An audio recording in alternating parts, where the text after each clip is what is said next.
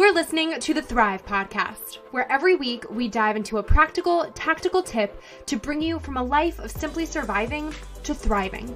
It's personal development for the everyday girl who is done with coasting through her days, done with feeling like she's missing out on the deeper meaning of her own life, and done with mediocrity once and for all. Because it's not enough to simply survive. You deserve to thrive. Welcome back to Thrive, and welcome to our first guest episode of 2020.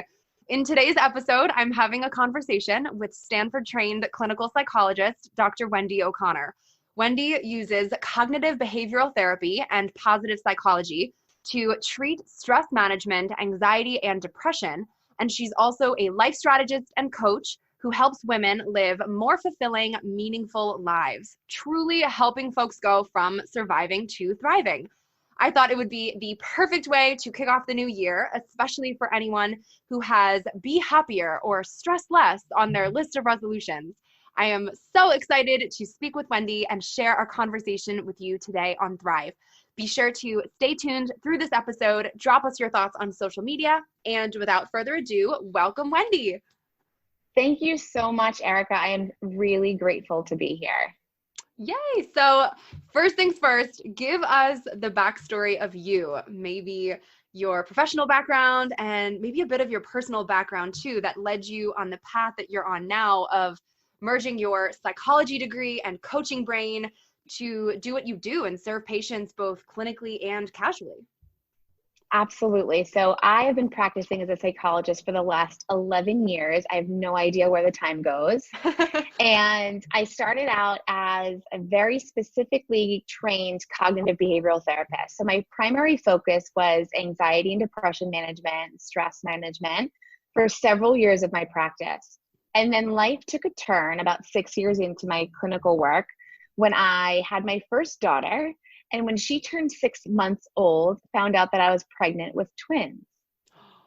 So I had 3 daughters under 2, 3 daughters in diapers, and it was completely life-changing experience, as you would expect. It was wild. And so I thought I was actually handling the stress of it pretty well. Like I kept my practice going, I kept my children alive. I thought I was doing great. And then I started to notice these strange symptoms that were unexplainable to me. So I started to see my hair was not able to grow. So it was breaking. I couldn't grow it at all. My nails were cracking in the middle of the nail beds, which was so odd. And my front teeth were getting loose from me clenching so hard at night and grinding my teeth that my 2 front teeth started to get loose. And I was like, there's a problem. I have to go to the doctor. So I went to my doctor. I said, please do all the lab work. Something's terribly wrong.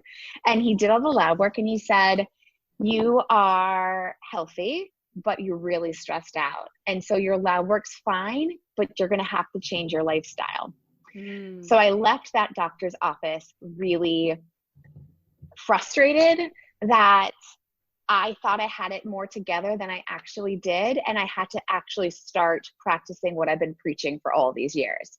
So I started to revamp my lifestyle. And in that process, I discovered positive psychology. And in that research, I realized there was so much more that I could be doing to live a life I loved and to help my clients live a lives that they loved. And so I dove into that and I've been practicing with that ever since. And that's also what prompted me to launch my coaching practice, was really understanding my personal pull to have greater impact on women. And so now I coach women all over the country on creating lives that are meaningful and fulfilling so that they can feel less overwhelmed and less stressed and really actually love their lives. Oh, I love that. And positive psychology was one of my absolute favorite classes that I ever took when I was in college. So I feel myself already nerding out and just wanting to soak up everything that you have to say. So for everyone who is listening who does not already know, what actually is positive psychology? And I mean, how does it have the power to help people overcome such huge life obstacles like anxiety and depression and I mean, these huge things that you help women overcome? Right. So it's incredibly powerful. So positive psychology, it was really talking about the scientific study of what the good life looks like. what truly makes life worth living. So whereas we have focused traditionally in therapy on mental illness or mental health issues or problems or pathology, positive psychology really focuses on how to enhance the good. So what's already going well, what are individual strengths that we may not be celebrating, and how we can actually flourish based on those strengths and the daily behaviors and mindset shifts that we can be making that oftentimes we don't even think is under our control. So when it comes to anxiety and depression, for example, one of the ways that we really focus on creating sustainable change is in sustainable change in the mindset. You have to change what you think and what you focus on if you want to change how you feel emotionally. And positive psychology allows us the opportunity to really focus on creating a flourishing life based on those shifts. And that's cool too, because nowhere in there did you say, okay, we're eliminating all of the bad things from your life, or we're eliminating everything that makes you anxious or everything. It's really about finding that balance between the two and just shifting your perspective. So I love that too, because I think that that's probably a misconception that a lot of people have and think, oh, to never have anxiety again, I need to just eliminate the anxiety altogether or eliminate depression altogether. And that can feel so heavy and so impossible for so many people. So I love that you just mentioned that it's like a shift of perspective to flourish and what you're focusing on to create something more sustainable and better. I love that. So I know you say that you coach women on designing a meaningful life using what you call the science of happiness. So tell us about that and what that looks like, because I know I've talked to so many folks who feel like they're on this quest to find happiness in life, and we hear about the pursuit of happiness all of the time. So where's that balance between happiness being something you find or that happens upon you, and it being something that you create as you're going through and making these mindset shifts? It's a great question. So I believe that our journeys shouldn't be about finding happiness. It isn't something you're going to find under a rock. It's about designing a life you love. It's about creating that product of a flourishing life by changing your mindset and by changing your behavior, by changing those daily habits that we engage in on autopilot. So what a lot of us don't realize is that about 50% of our happiness is based in genetics, about 10% is based in life circumstance, and 40% comes down to our daily choices, our behaviors, our mindset. Wow. And so people don't realize that we actually have an incredible amount of control. Now, the pessimist will say, well, it's not that much, 50% is already determined for us. But the optimist and maybe the realist would say, oh my goodness, I actually have so much more control than I would have thought. So if 40% of our happiness is actually a product of our current daily choices, we have so much control over creating happiness. It's not something that we're going to just discover around the next corner, or that we're going to experience from winning the lottery or landing that loving relationship or getting the bigger house. It actually comes from very small but deliberate daily behavior choices. I love that. So what do you see being the most common obstacles that people face in doing that, in creating their own happiness, in shifting their perspective, or even in reaching their goals in life? What are kind of like, are there any that you see repeatedly in your practice that, you know, maybe a lot of people are struggling with, that's impacting that sort of recognition of where they can be happier, or recognition in, you know, the realization of their goals? Yeah, absolutely. So what I see on the daily is that our old programming. So the clients that come to see me, women that come to see me say, I'm feeling overwhelmed or I'm feeling unfulfilled. I have a lot to be grateful for, but I don't know why I'm not really loving my life. And what it comes down to, the biggest obstacle is our old programming. So we've developed these beliefs that have been conditioned in us for decades. And those beliefs become the way we see the world. It becomes the lens that we look at the world through. We don't realize that our brain secretes these thoughts up to 60,000 a day, and how so many of those thoughts not only are conditioned and just something we've chosen to believe because we've been taught it for so long, but also how many of those thoughts are actually negative. So a lot of the work that I do with women is reprogramming, rescripting, restructuring the negative belief system that keeps us stuck and held back. So the number one obstacle I see is that we operate from that old programming and that we don't really recognize that we have so much power over rescripting our new programming. So that's the number one thing. Everyone comes to me with their old programming, and that old programming can show up in the name of fear. I'm afraid I can't. I'm afraid I don't know how. I'm afraid I'll fail. It can show up in just feeling stuck, like maybe looking at the negative more, looking at what we don't have, not practicing gratitude. So that old programming is really pervasive for us. The second thing that's a major obstacle is that women that I work with typically use motivation as their guide for behavior change or mindset change. And so what we don't realize is that motivation is like the weather. So if you were going to decide that you're only going to leave the house the next time it was sunny, we might be waiting in the house for weeks depending on where we are in the winter. And so we can't use motivation to guide us. We need to use our strengths, our values, and our goals, and create grit and perseverance and determination. But motivation tends to be one of those biggest contributors to why we feel stuck, is because we're waiting to feel it again. We're waiting for it to greet us at the door. And that's just not how it works. That's so fascinating. And it makes so much sense. What is maybe one or two things that women who are listening can start to do right now to maybe identify if they're operating on old programming, so to speak, and then to maybe take that first step to starting to shift that to a new perspective? So we are all operating on old programming unless you've done the work and have created the new programming script. Like, unless you have done the work and are saying, this is what I want to believe, this is what I want to think, and this is how I want to feel, and this is how I'll get there. We're all operating from that subconscious mind, from that old programming state. So what we really want to focus on, the first step, is just to acknowledge, oh, there it is again. I know it's there because it's the way I typically see things, or the way I typically react, or the way my goals typically go. And so when we see those patterns in our mindset and those patterns in our behavior, they're the result of the old programming.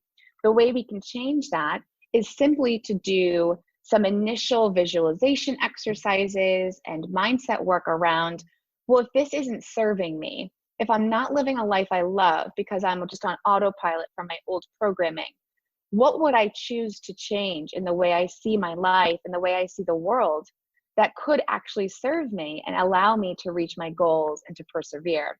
So the first thing we want to do is really imagine what that life would look like if we were scripting it. And as soon as we can start to identify what those words are, how we want to feel, how we want to think, how we want to live our lives, we're now opening a door to create that very thing in our lives. So can you elaborate on that a little bit more for anyone who might have just heard that and immediately their old programming is going off going, that's just woo woo, or that's just, how can I just think of it and then it will happen? Tell us a little bit about how that actually works then, and the power of the mind in actually bringing about the things that you tell it and the things that you put there. Because I think there's probably some disconnect for some people who have never heard of this before, where they immediately might be going, that's impossible. That won't work for me. Of course, those might be the pessimists. So really what we need to focus on is the power of action. So it is never about just thinking your way to your goals, but you won't get anywhere without it. So you have to actually lay the foundation. So it's really essentially like imagining your road from here to your destination, from here to the results that you're seeking in your life, from here to your goal. And the road that's beneath you is going to be all of the mindset work that you do to prepare yourself, how you want to feel, how you want to think, how you want to show up, how you want to live your life. And you're going to imagine that, but you're going to be very specific. So you could do some writing exercises around the specific thoughts or phrases or images that come to mind. But what really allows you to get to your destination isn't just paving a road. You have to drive down it. So you're going to have to get in your car and you're going to have to be very deliberate, and you're going to have to let those obstacles that come up on your journey pass you by as just typical standard obstacles. And you're going to choose to persevere through action. So it's never just think it and it will be. It is think it, imagine it, and create it. And that action piece is non-negotiable. I love that you just said that, because I think that that's something people probably struggle with. And maybe there's people who are constantly not hitting a certain goal, wondering, why me? Why is this not happening? But if you really take that step back and look at everything in your life and everything you're doing, I think oftentimes we might not be on that path actively driving down to go from point A to point B to make it happen. We sit there and we think somebody else will do it for me, or the universe will manifest it, or God will make it happen, or something will just come to fruition, forgetting that sometimes we have to do the dang thing ourselves. We always have to do the dang thing ourselves. Exactly. And we have to really take that opportunity to feel empowered and excited instead of burdened and overwhelmed and daunted by it. And so a lot of the time, what I see is that women will get excited and they'll say, oh my gosh, I can't wait to reach this goal, whatever it is. And they get on their road that they paved for themselves. But then there's traffic. And then the traffic comes in the form of either mental or physical barriers or obstacles, and they get discouraged. Or there's some construction and there's a detour, and they lose their excitement or enthusiasm or motivation and lose their footing. And so they lose that desire to be gritty and that desire to persevere, and they lose their way and they get discouraged and they decide to quit on themselves. So that action piece, the mindset is absolutely the most important investment you could ever make in yourself. However, it cannot be without action. You have to keep picking yourself up and putting yourself back on that highway and reminding yourself that the destination, this life worth living, is worth the effort and worth the dedication. What a good visual metaphor too. So what are a few ways maybe to change your mindset in the moment if you feel yourself spiraling downward or spiraling negatively? Because I know I've been there, maybe you've been there, and I'm sure listeners have been there, where something just clicks and you're on a negative spiral down and you need something to actively break yourself out of that. What do you do? Yes, there are so many things we can do. Here are a couple things. One thing you can do in the moment, and the most important thing, is to catch yourself. So what we want to imagine is that we have the power to stop ourselves before we go down that rabbit hole. But oftentimes we are stuck on that autopilot. So we just let those thoughts, our brain secrete those thoughts, and we follow those thoughts wherever they go, and they take us down this rabbit hole, and then we feel stuck. And so if you can catch yourself early on, that's going to pave the way for you to be able to make adjustments and tweaks very easily and seamlessly. When we don't catch ourselves, then we feel like we really kind of like are in the deep end, so to speak, and it's much harder to swim to shore. So catch yourself first, which simply means just notice, I'm at that place right now that I could either feed or fuel this negative thinking or this anxiety mindset, and I could let it run away from me, or I can choose the alternative, which is to pause, which is to breathe, which is to focus on something different. So one of the easiest things we can do to get ourselves out of that rabbit hole mindset is to focus on just being present in the moment. Where am I? What am I doing? Oh, I was washing dishes. Okay. I'm washing the dishes. I feel the warm water on my hands. I'm drying dishes. I hear the Christmas music or the holiday music. I hear the podcast in the background, right? I'm actually bringing myself back to this present moment. And I'm highlighting all the details so that when I'm focused on this present moment, when I'm focused on what I'm seeing, hearing, smelling, feeling, tasting, I'm not simultaneously able to go down the rabbit hole of worry because I brought myself back to this moment. So that's one easy way that we can halt that process. The other thing to think about doing is actually called thought stopping. So when a thought comes up that could take hold and could grab you, to really focus on saying to yourself out loud or in your head, and even to picture a stop sign, stop. I'm not going down that path right now. That path doesn't serve me. It only makes me feel badly. I'm choosing to opt out. I can unsubscribe from this journey right now, and I can choose something else to focus on instead. So those are two really helpful, easy ways to say, not today, not right now. I love that. You mentioned before too, pessimism versus optimism. So I know you're a self-proclaimed optimist, and I'm a self-proclaimed probably optimistic realist. So how might a self-proclaimed pessimist go about changing their perspective to be more positive without feeling fake or inauthentic? Mm-hmm. So you have to choose. First of all, you have to want it. So pessimists are going to need to want it. They're going to need to see or imagine the value in shifting their perspective. That's number one. They're going to have to want it. So if they want it, all things are possible. If they don't, they're just going to keep failing and they're going to keep quitting on it. So if they want it, it's a matter of choice. So choice is the biggest contributor to what we do with our thoughts. So either we choose to opt in and believe the thoughts that our brain is secreting, or we choose to opt out and say, that doesn't serve me and how I want to feel today. However, you will feel inauthentic because it's inauthentic to you. So it's not going to be a reasonable expectation that all of a sudden you say to yourself, okay, today's the day. I'm going to put on my positivity hat and I'm going to greet the world with smiles and happiness and rainbows and butterflies, and it's going to feel like who I truly am. It's not. It's going to feel fake and inauthentic, and that's actually part of the journey. When we do anything new, when we set out to achieve any goal that's unfamiliar to us, or that we're going down a road that we've never been down, it's going to feel bumpy. It's going to feel inauthentic. It's going to feel forced even. I've had some clients say, it feels so forced. And I'm like, of course it does. You're learning a new language. So when a pessimist is trying to go from this negative mindset to a mindset that's more hopeful or more positive or more enthusiastic about the life that they live, it's going to feel somewhat forced. But that's because they're doing something that they're not familiar with. And so that's also temporary. But just remembering that we every single day and every moment of every day have the opportunity to choose how we want to think and how we want to feel in this moment. It's up to us. I love that. And do you know, is there any statistic or maybe scientific fact there behind how many times a pessimist might need to repeat something to themselves, or just keep reinforcing the positive message instead of the negative one before they start believing it? So what we know from negativity bias is that our brains are designed to continually bring us back to the negative. So we may have 60,000 thoughts a day up to, we may also have up to 70% of those being negative in nature.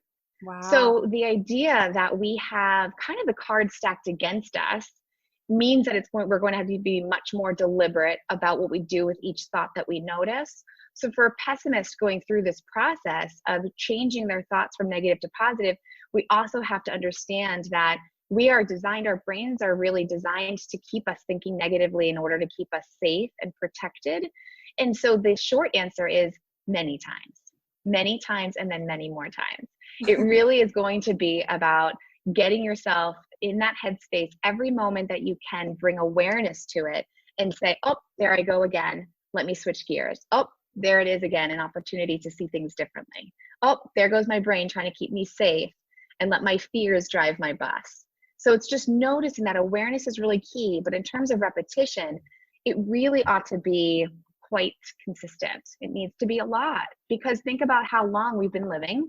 Think about how many years we've been conditioned to believe the thoughts that we've been conditioned to believe. It's not an overnight fix. It's going to be something that takes deliberate action and consistency and the choice to show up.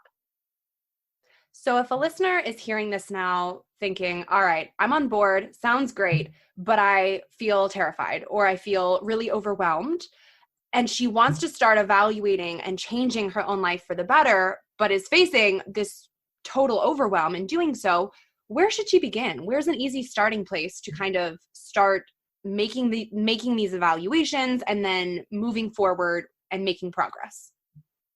The easiest place to begin is with what it is that you picture for your life.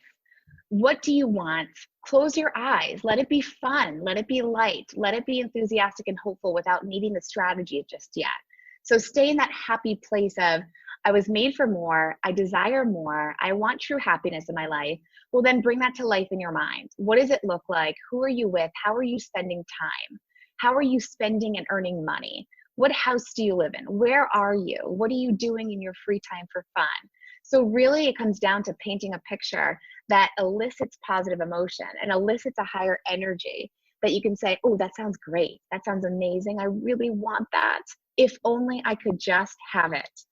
Once you get to that place and you allow yourself to have some fun with it and get creative, then we get to talk seriously about, all right, well, how do we get there? So first thing is just to visualize what you want and all the details, bring all the colors to light.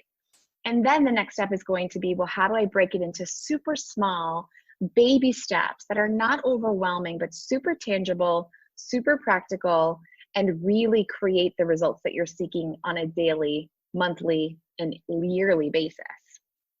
So I guess that sounds like there's a lot of daily work involved for people, I'm sure. And you've mentioned the mindset takes work every single day. Do you have a daily mindset practice that you do yourself? And is that something that you recommend that listeners do themselves? I do. And so I know that when we talk about strategy, that's where folks get a little bit overwhelmed because they say, oh my gosh, I have to revamp my entire life. And I say, no, you don't.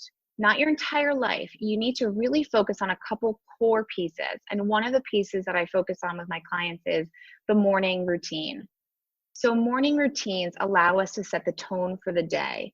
It's the quietest time of the day that we can show up for ourselves before the rest of the world needs us. And we can set the tone and intention for how we want to feel and how we want to think. So my daily mindset work is around meditating. So I often start, if not every day, most days of the week, I start with a 5-minute meditation that allows me to ground myself and be in the present moment. It allows me to just give myself this clean slate opportunity to reset. And then after my meditation, I set my intentions. And my intentions are really answering the simple question, how do I want to feel today? Who do I want to be today? And this means that we're flexible with it because there are some days I may wake up from having terrible sleep. Maybe the kids came in at night. Maybe I got up to go to the bathroom and then all the thoughts started filling my head with all the to-dos or tasks that are coming up. So we have to be really flexible with how we accommodate our needs. But the morning routine for me is pretty much a non-negotiable more often than not because it just allows me to make the choice to show up. So I set my intentions and I say, how do I want to feel today? How do I want to be today? And I'll write a couple of those sentences down and I'll write down what my focus is. What do I really need to focus on? What's the most important thing for me today? And that just allows me to show up. So for example, one of my recent intentions was to be patient. And so I reminded myself throughout the day, especially around the kiddos, that my intention is to be patient. And so what action would that need how would I need to act in order to reflect that intention? And so intention setting isn't just, again, this woo-woo idea of, oh, I just think it, and it is. We think it, but we must create it and design it. So what behaviors would I engage in today that would allow me to have a more patient mindset and approach to my life? And this is something I do every morning. So smart. We did a previous podcast episode on morning routines. So I encourage listeners to go back and revisit that one if you have missed it or if you need a refresher, because truly makes the world of difference. It's on my own list every single day to make sure mornings are prioritized and really tackled intentionally for you, because so often we lose that time and it's truly invaluable. Can you talk to us a little bit about a growth mindset versus a fixed mindset? Because I think this is just fascinating. And I'm sure there's some people who might not know the difference between the two, let alone which one they personally have. So teach us. Yeah, so we tend to have a bit of a combination of the two. So a lot of us tend to have a combination of a growth mindset and a fixed mindset. And the way that a growth mindset and a fixed mindset is understood is that a growth mindset is about intelligence being something that can be developed versus static. And so fixed mindset is this belief that intelligence is static. This is how it is. There's nothing you can do to change it. And a growth mindset is really about what's possible. Intelligence can be developed. And this tends to be the case. So when we think about, well, how would a growth mindset show up in our daily life? It's when we can embrace challenge, when we choose to persist, when we overcome obstacles, when we reward ourselves even for the learning process, when we learn lessons along the way instead of letting ourselves fail and quit on ourselves, when we see the effort that we put in as a path to gaining mastery over something, versus that fixed mindset that nothing we can do, this is how it is. And so I think about this a lot when it comes to happiness, because when we think about maybe a growth mindset, if we were to attribute it to happiness, we think what's possible. So growth mindset with happiness is about what's possible, what we can have, what we can create, what we can learn from, what we can do, what we can shed. And the fixed mindset would really be about, well, this is just how it is. 50% genetics, that's just who I am. This is just the way it is. There's nothing I can do to change. So it really does give us a ton of hope about creating lives that we want, knowing that we can have a growth mindset about it. That's awesome. And that segues beautifully into my next question for you, which was, what advice would you give to people who have be happy or maybe stress less or don't worry as a New Year's resolution? How can I actually go about making that happen in everyday life? It comes down to your daily habits. Your daily habits create that road that we talked about. So your daily habits are both your mindset and your behavioral patterns of behavior you engage in every day, or more often than not, if we were to think of that 80-20 rule. So the first thing to really think about as you go into a new year and you have this beautiful clean slate ahead of you where everything is possible, to think about how you create and design your day. And so once you write down what let's say you do a New Year's resolution, or you say you set your intentions for the year, or your big one main goal, the next thing to do is to really ask yourself, what parts of your life reflect that goal? So maybe there's some things you're already doing well, and we want to celebrate those wins. We also want to look at opportunities for growth and change. And so look at your daily life and ask yourself, in order to reach this goal, what would have to shift? What would need to be added, or what would need to be taken away in my life to create the results I so desire? So know what you want and write it down and be specific. But the one piece that we typically skip doing is to also write down the why. Why do I want this? Why do I want to get out of debt in 2020? Why do I want to create a loving relationship for myself in the new year? Why do I want to buy a house? Why do I want to get that promotion? What is it that I desire, but why do I want it? It's so important. And then once you answer those questions, then you reflect on your life as it stands today from a place of curiosity, not judgment and criticism, and ask yourself, what would need to shift in order for me to have it? How much of it is mindset? How much of it is that I feed the wrong thoughts that just keep me stuck and overwhelmed? And how much of it is actual behavior change that needs to take place in order to reach those goals? That's awesome. So building off of that, then, that sounds like it also fits very nicely into doing like a year-end review. Or I saw someone, I think it might have been Marie Forleo, talk recently about a decade-end review, which felt very big. So how would we build off of that then to analyze all of 2019? Or, oh my goodness, all of the 2000s or all of the 2010s? What other questions should we be asking ourselves in looking at this as really bigger picture? So my advice is to start small, and it always is to start small, because if we don't, we get overwhelmed. So I would start with just 2019. And the questions that I would invite you to ask yourselves are, what went well? So what were my 5 to 10 biggest wins of 2019? So these are things either that you succeeded with, or that you accomplished, that you followed through on. They're going to be something that stands out to you. Maybe it's a positive memory that went just beautifully and that you want to hold on to always. What were the 5 to 10 biggest wins of 2019? Then you're going to look back over the year and ask yourself, what are maybe the top 5 lessons you learned? Notice that this is not looking at your failures, but looking at the opportunities to learn lessons along the journey. So what were maybe your top few lessons that you learned in this year? What did you learn from missteps? What did you learn from heartache? What did you learn from perceived failures over the course of the year? What were those lessons? Because those lessons are something we want to take with us. And it's a way that we can look more positively at something that creates more negative emotion in us typically. And then we want to look forward over the next year. What do I want to bring from 2019 that's going well in my life into 2020? Because it's going well, it's serving me and my goals and the way I want to show up in this life. So I'm going to carry it with me. And what might I like to change? So what's the one big goal? I do not encourage you to write down 10 big goals for 2020. I invite you to choose one. What's the most important goal? Why is it so important? Meaning, what are the specific results that you want to get out of this next year and reaching that goal? And also, what will reaching that goal bring to your life? What value does it add? What is your why behind it? And then I love strategy. So I get really specific and say, well, let's then work our way backwards. So what would each month look like in order to serve that bigger goal? How would things change monthly? Break that down into weekly and break that down into daily. And that's where we get back to our daily habits. So this means how we are showing up for ourselves, how we show up to the world. It means how we prioritize ourselves. And what it also really means is how we set boundaries in our lives around protecting our energy and protecting our time.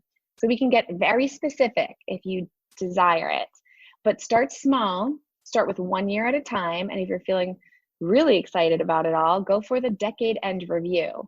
But start small before you get overwhelmed, because I think we get ourselves a little too excited and then we lose our motivation because we get the overwhelm kicking in. Absolutely. Wow, I know what I feel like doing once we hop off of this call is to do some really deep self-analysis of the year. So if listeners do not feel ready to do that right now, what are you doing? Because that was awesome. I think those were really helpful tips. So thank you for breaking it down in such a tactical way for everybody. Because I think everyone should just hit rewind and start taking notes if you weren't as of yet, because that is such a good practice to put into place for every single day. So thank you. I want to wrap things up by asking you a question that I ask all guests on Thrive. And that is, what does thrive mean to you? And how do you strive to thrive in your own everyday life? I love this question. So for me, thrive means two things. It means balance and it means grace. So I strive, I own 2 businesses. I'm a mother of 3 daughters. I'm keeping a house mostly together, focusing on prioritizing a happy, healthy marriage, friendships that are like family.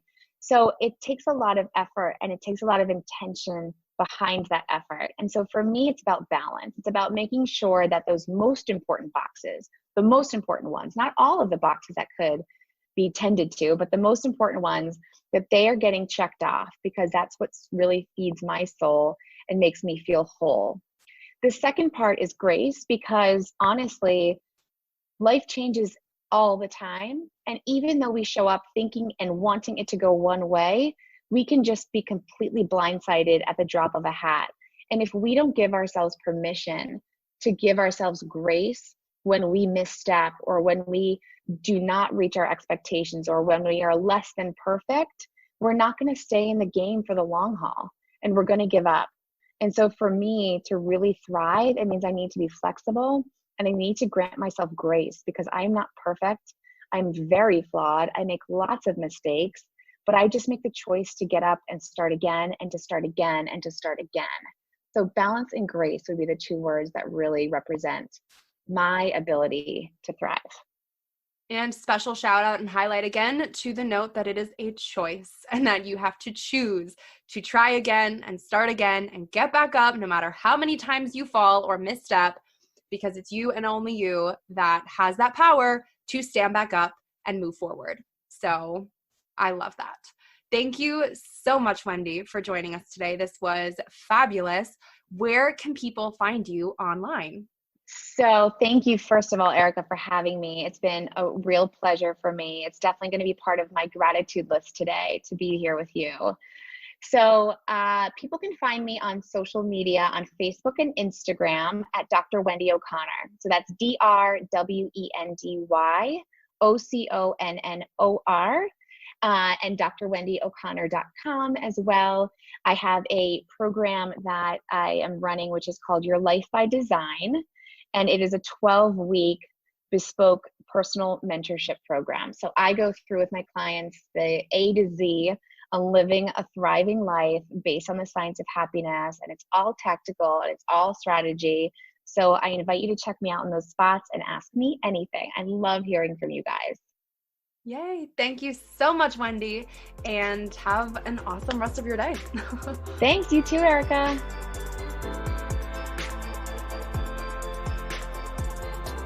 Wait, before you go, if you like what you just listened to, drop us 5 stars on iTunes.